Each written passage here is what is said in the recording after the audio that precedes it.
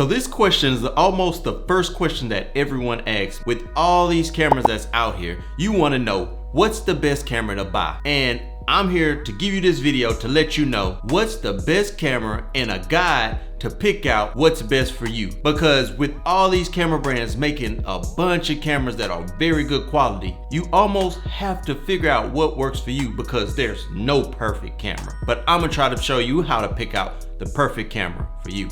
Me and my buddy Brendan chose to go out with 5 of the cameras that we've owned and used in our filmmaking career and tried to put them to the test against each other. Now, each one of these cameras come in under $2,000. So we figured this would be a great entry-level filmmaking price for anybody who wants to get a little more serious about being a filmmaker. And at this mark, there's a lot of great cameras that you can choose from that will give you almost everything you need. But I want to talk to you about what you should decide and how to pick between these 5 cameras to fit what works for you best. Now, the 5 cameras that we decided to take out and put to a little filmmaking test, and literally we just used these cameras all the same exact way to try to capture a nice sequence and see what made one better than the other and how did we feel like using it. The 5 cameras that's on this list today are the Sony a7 III, the Blackmagic Pocket 4K cinema camera, the Canon EOS R, the Panasonic Lumix S5, and we also want to make sure to put the iPhone 12 Pro in the mix. Now that we know the cameras, let's talk about what features are most important to a filmmaker. One of these things to look for when choosing a camera is autofocus. Now, this is going to be different for everyone. I personally use autofocus very rarely, but it depends on what project I'm doing. If I'm doing a short film, then I may not ever use autofocus. But if I'm doing an interview or some type of documentary or a run and gun, and definitely when I do YouTube, I'm going to need autofocus. So this is something that's very important to me in a camera. Because when it comes down to filmmaking, sometimes not having a feature can really ruin a film. And I will say, when I do YouTube, there's sometimes that I'm doing everything, or if I'm holding a camera, I can't really reach and pull a focus wheel. So autofocus is the only thing save me. Like right now, this camera is pulling focus for me because I can't technically reach the camera. So this is one feature I would say, definitely if you're doing YouTube, or you're gonna use your camera for multi-uses like YouTube, then you're gonna need something with autofocus. The 2 cameras that perform the best with autofocus are the EOS R and the Sony. They almost always hit the mark, and they pretty much have the best autofocus systems. Now, if you're looking for autofocus, these are the 2 cameras that I would recommend for you. Now, saying that, the Panasonic is the second runner with it having autofocus, but me, I can't fully trust it because the autofocus sometimes miss. The way that it tries to pull back focus can be distracting sometimes. So this camera is good, but when it comes to autofocus and trusting it, I wouldn't recommend this camera. And the Blackmagic totally doesn't have autofocus at all.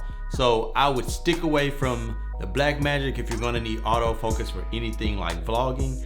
It does focus, but it only does point focus and it doesn't track. Another feature to look at when buying a camera is the LCD screen.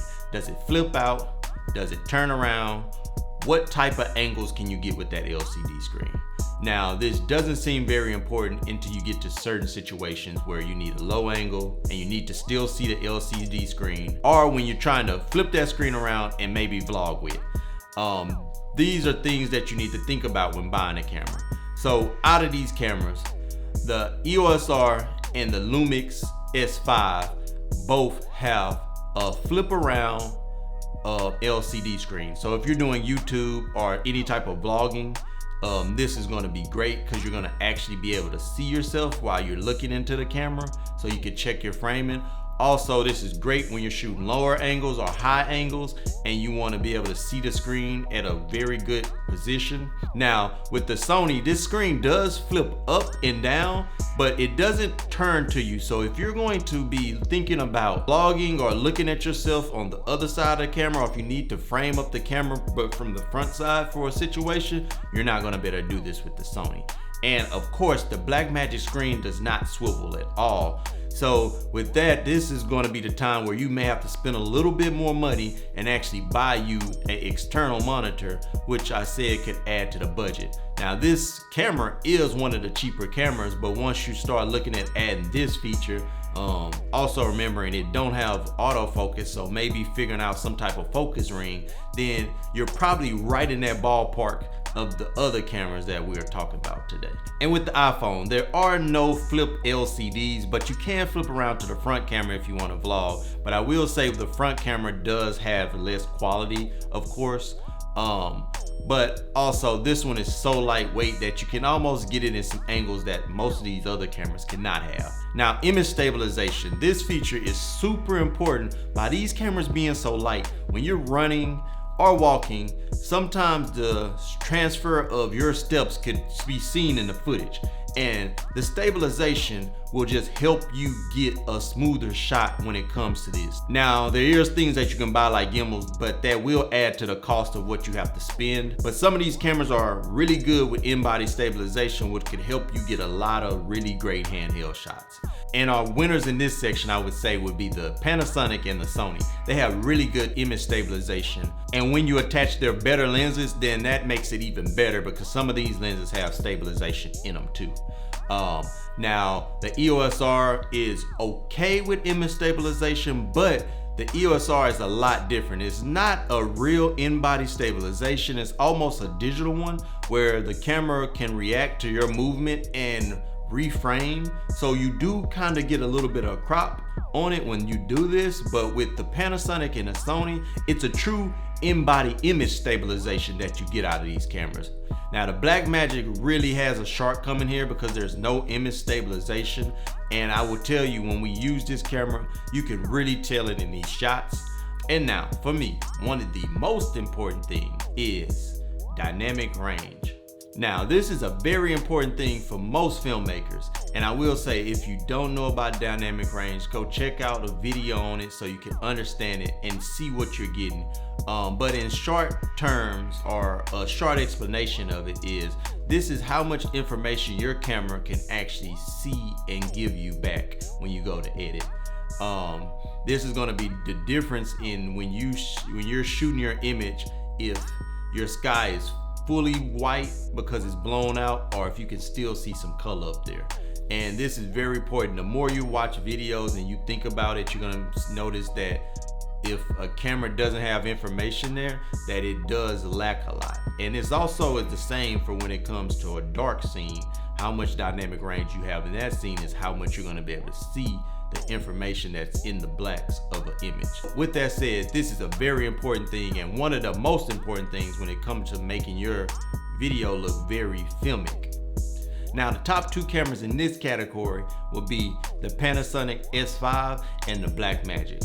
Now, the Panasonic S5 really surprised me because this being a mirrorless camera, they usually don't have as much dynamic range, which come to surprise, this camera is really good and you can really see it from these images.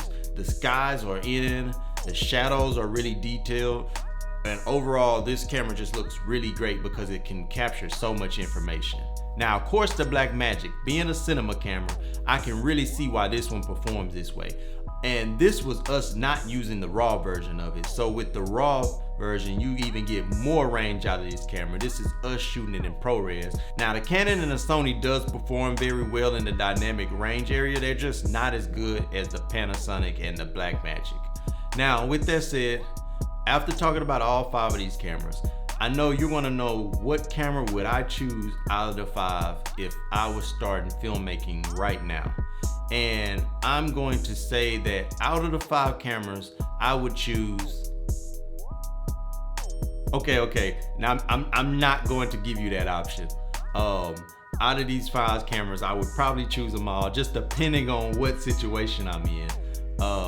So just go down to the comments and let me know what you're shooting, if you have a question on which one to choose or what you're looking for, and I can guide you to get the right camera that's good for you.